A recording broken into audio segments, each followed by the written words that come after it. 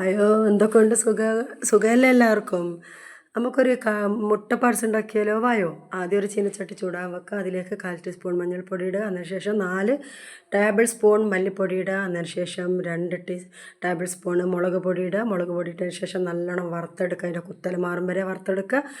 ഒരു പാൻ അടുപ്പത്ത് വെക്കുക. അടുപ്പത്തിന് ശേഷം അതിലേക്ക് വെളിച്ചെണ്ണ ഒഴിക്കുക. വെളിച്ചെണ്ണ ഒഴിച്ചതിന് ശേഷം അതൊന്ന് ചൂടായാൽ അതിലേക്ക് ഉലുവ ഇടുക. ഉലുവ ഇട്ടതിന് ശേഷം ഈ കറിവേപ്പില ഇടുക. കറിവേപ്പില ഇട്ടതിന് ശേഷം ഇഞ്ചി, വെളുത്തുള്ളി, പച്ചമുളക് ചതച്ചത് മിക്സിയിലിട്ടൊന്ന് ചതച്ചെടുത്തതാണ് ഞാൻ.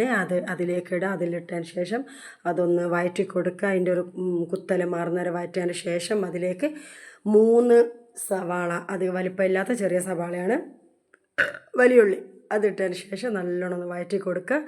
വഴറ്റി കൊടുത്തതിന് ശേഷം അതിലേക്ക് എല്ലായിടത്തും അത് ഒന്ന് മിക്സ് ആകുന്ന വരെ ഒന്ന് വഴറ്റി കൊടുക്കുക. വഴറ്റി കൊടുത്തതിന് ശേഷം അതിലേക്ക് ഉപ്പിടുക. ഉപ്പിട്ടതിന് ശേഷം നല്ലോണം ഒന്ന് വഴറ്റിയെടുക്കുക. ബ്രൗൺ കളറാകുന്നത് വരെ നമുക്കൊന്ന് വഴറ്റിയെടുക്കാം. വഴറ്റിയെടുത്തതിന് ശേഷം അതിലേക്ക് നമ്മൾ തക്കാളി 2 തക്കാളി, ഞാൻ വലിയ തക്കാളിയല്ല, ഒരു മീഡിയം സൈസ് തക്കാളി മുറിച്ചിട്ടുണ്ടായിരുന്നു, അതെടുക്കുക.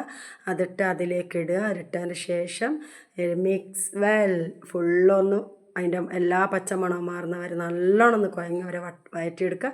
അതിന് ശേഷം നമ്മൾ മസാലപ്പൊടി ഇല്ലാണ് വറുത്ത് വെച്ച് അത് അതിലേക്ക് ഇടുക. അതൊന്ന് വഴറ്റിയെടുത്തതിന് ശേഷം അതിലേക്ക് മുട്ട പാർട്സ് ഇടുക. മുട്ട പാർട്സിന് ശേഷം ഫുള്ളൊന്ന് മിക്സാക്കിയതിന് ശേഷം ഒന്ന് മൂടി വെച്ച് തിളപ്പിക്കുക. അതിൽ നിന്ന് തന്നെ വെള്ളം വരും. പിന്നെ അഥവാ ഇതിലേക്ക് ലേശം വെള്ളം ഒഴിക്കണ്ടോലിക്ക് വെള്ളം ഒഴിക്കാം.